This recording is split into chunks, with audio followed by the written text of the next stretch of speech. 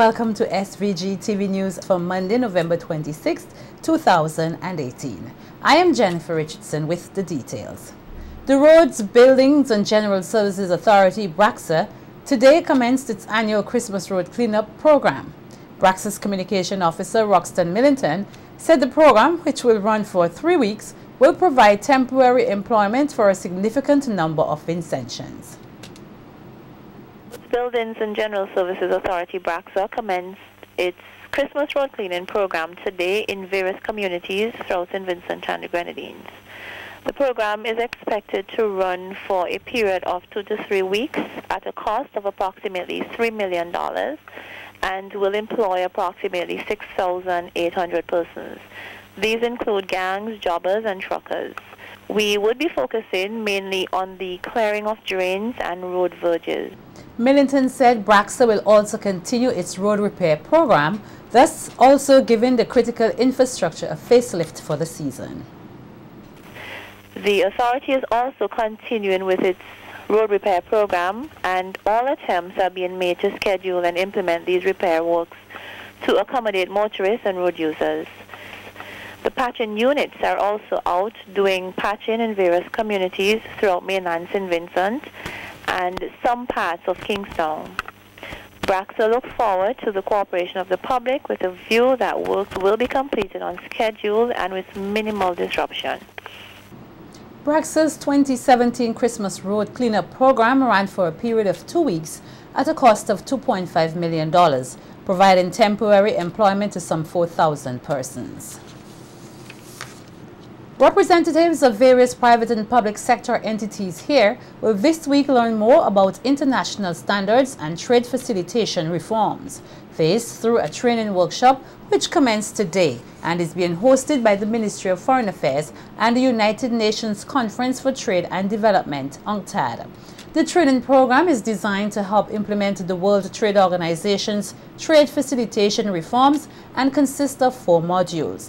At today's opening ceremony, Bismarck Setoras, a representative from UNCTAD, said among the many things which the participants will learn more about is how to go about strengthening the National Trade Facilitation Committee. He said it is important for the participants to be familiar with this process as it plays a crucial role in the execution of needed reforms. To design to assist countries in this region, especially the committees and members, to gain the capacities that are expected at the level of criteria inscribed in the Article 23(2) of the WTO Trade Facilitation Agreement regarding the National Trade Facilitation Committee of all WTO member states, which Kathy had alluded to before, that all countries of the WTO, without exception, are obliged to already establish this committee. And the responsibility, the role that they play in trade facilitation reform in their country is something to be taken seriously. I am confident, we are confident, that with your active participation, that this week will go smoothly and we will succeed.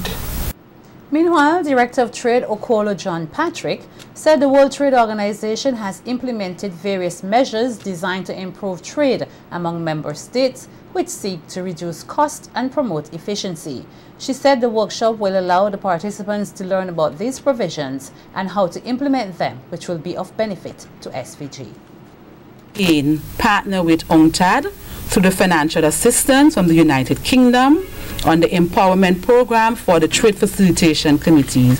It is believed that the participation in this program will increase St. Vincent and the Grenadines' participation to respond to the implementation requirements of the trade facilitation program at the World Trade Organization, the WTO.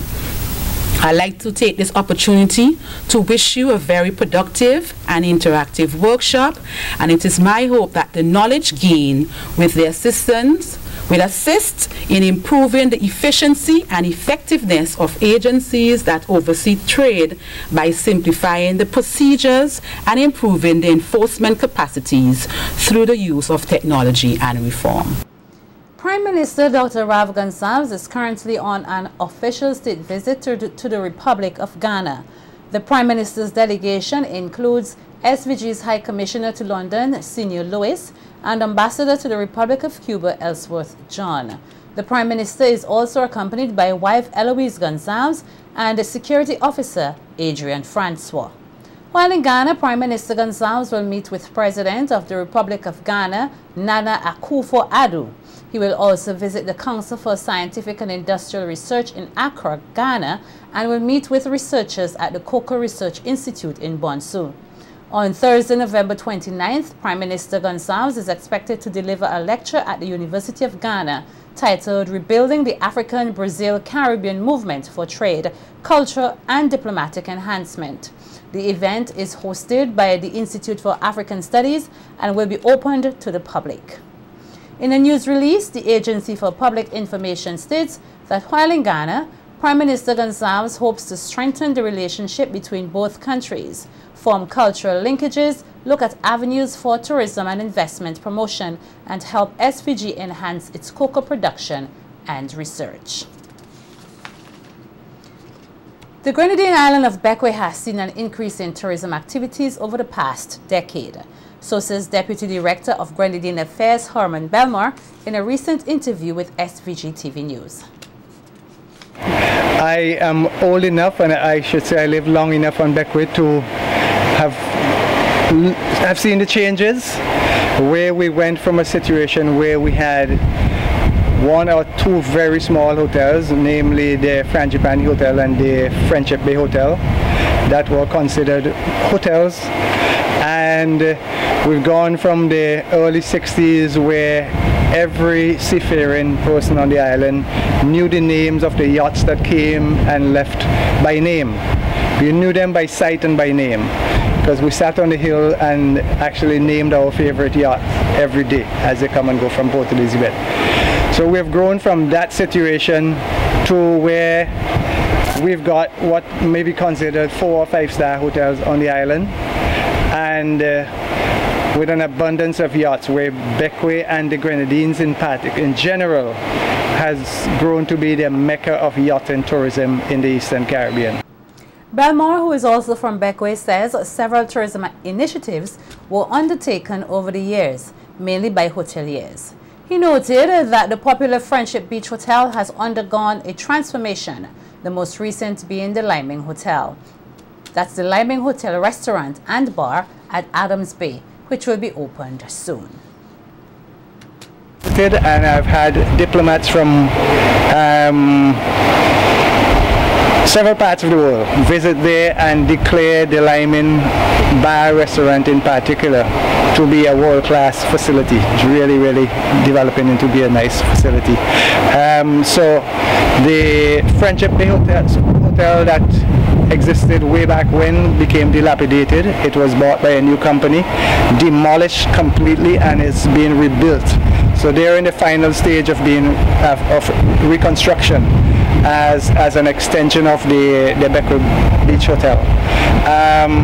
The Plantation House has recently undergone massive transformation also, and was fully open just a couple of weeks ago for the season. So hotel tourism has taken off in a very, very positive way in the Grenadines. This year, the main port in Bequia at Port Elizabeth is expecting more than 80 cruise ship calls. And according to Belmore, this usually creates a number of employment opportunities for residents. Employment created by construction to start with, and hotel tourism workers, front desk operators, maids, bartenders, waitresses, chefs in the dining room, in the kitchen. It's creating employment. Gardeners, from every strata there's employment. For instance, we're standing here at the fisheries complex in Padgett Farm, and just last week I was told that they had to recruit new workers they employ 60 persons here permanently. And some of the young ladies left. They weren't fired, they left because they were working in the hotel tourism industry. And during the closed season, they found employment here. And hotels are reopening, so they've gone back to their regular jobs at the hotels. 86-year-old London-based Vincentian Clyde Brown is grateful for the services he received at the Milton Cato Memorial Hospital for an emergency surgery he underwent last week. Brown, who was on vacation in SVG, said he had a fall and subsequently became ill and was rushed to the Milton Cato Memorial Hospital, where it was found that he had blood clots on both sides of the skull, a condition known in the medical field as subdural hematoma. The surgery is one of a few of its kind to be done in SVG. The successful surgery was performed by Trinidad neurosurgeon Mr. Kaulosco, who took the time to explain how the delicate procedure is carried out. We recognize that it is a subdural hematoma that is causing compression of the brain. Then think of it as drilling holes and washing the brain out. Okay? And basically what you're doing is that you're relieving the pressure, right? But also changing the composition of the fluid on the surface of the brain by diluting that blood. Yes. And when that happens, the patient recovers quicker. Mr. Kaulosco said that elderly people are usually at greater risk of developing subdural hematoma, and they should be careful for any hard fall. It usually happens among the elderly, and it is because, you know, there's a bit of space between the skull, the inside of the skull, and the brain. That happens as a result of brain shrinkage.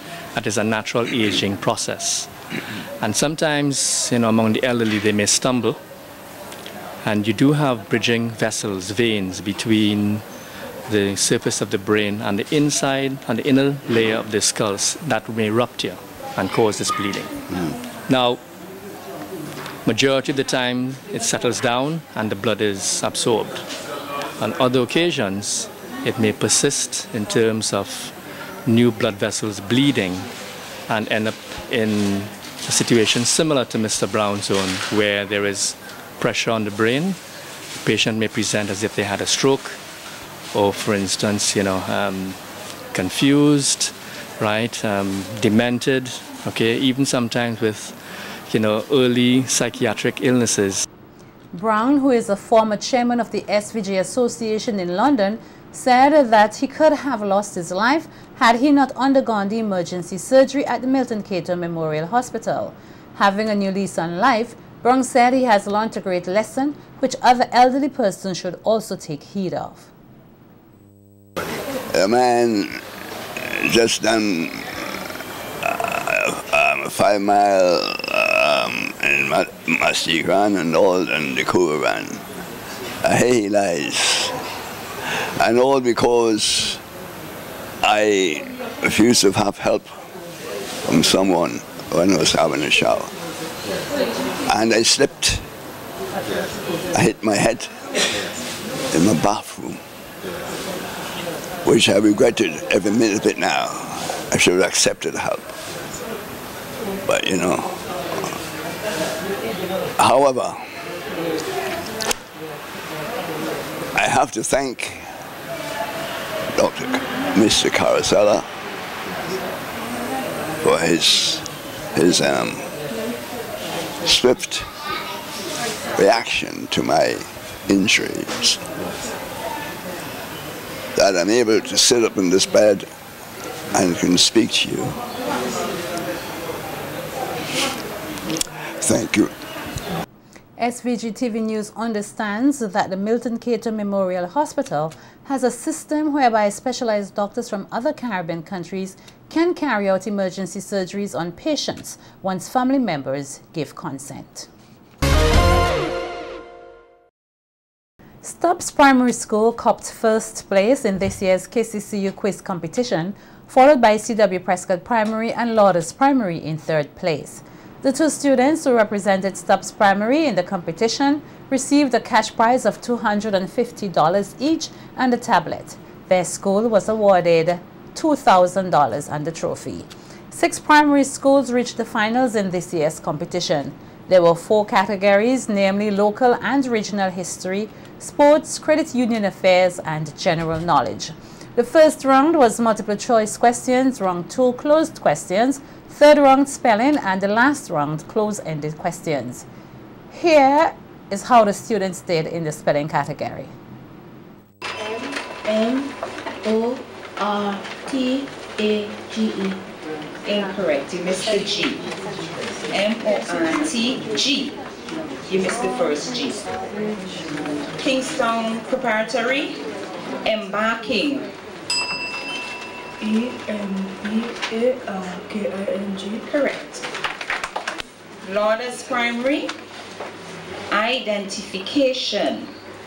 Identification.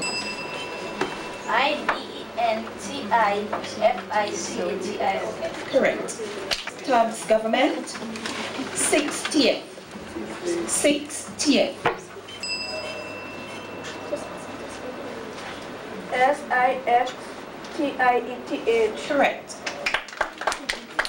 The Kingston Cooperative Credit Union has been hosting the quiz competition for more than 5 years now, which is primarily for grade 5 and 6 students.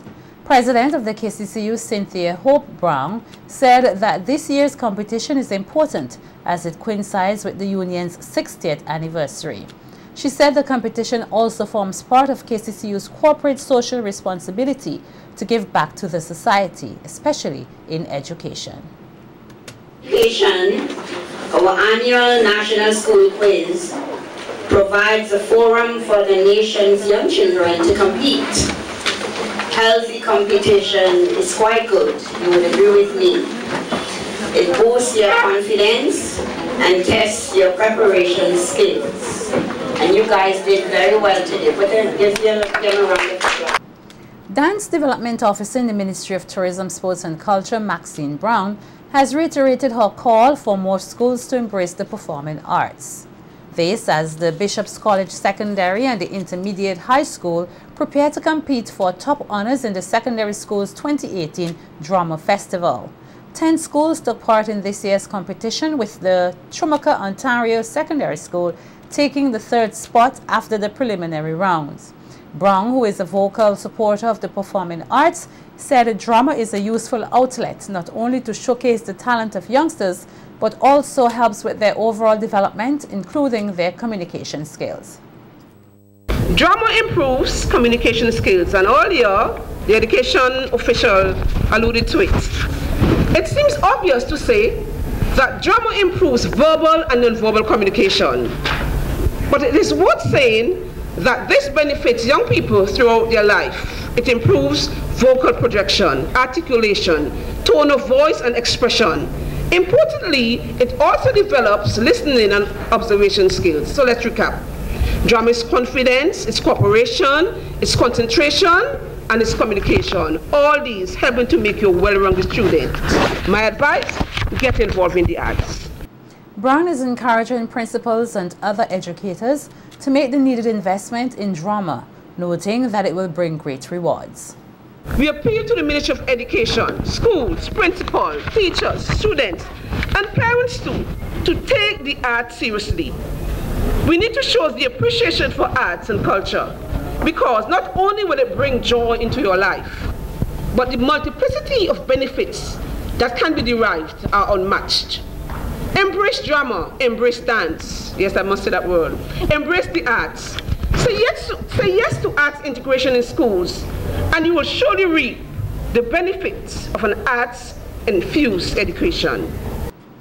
Meanwhile, Drama Development Officer Martin Kwashi says there is a need for a change in the format of the secondary school's drama festival. Kwashi told SVG-TV News that while the performances in the preliminary rounds of this year's competition were good, the support for some schools located outside of Kingstown was lacking. He recommends that changes be made to allow students from all participating schools to attend their showcase to give support to their schoolmates.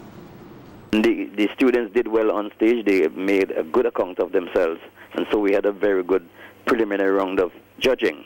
The thing about the festival that I did not like was the attendance for some schools, especially the schools from far.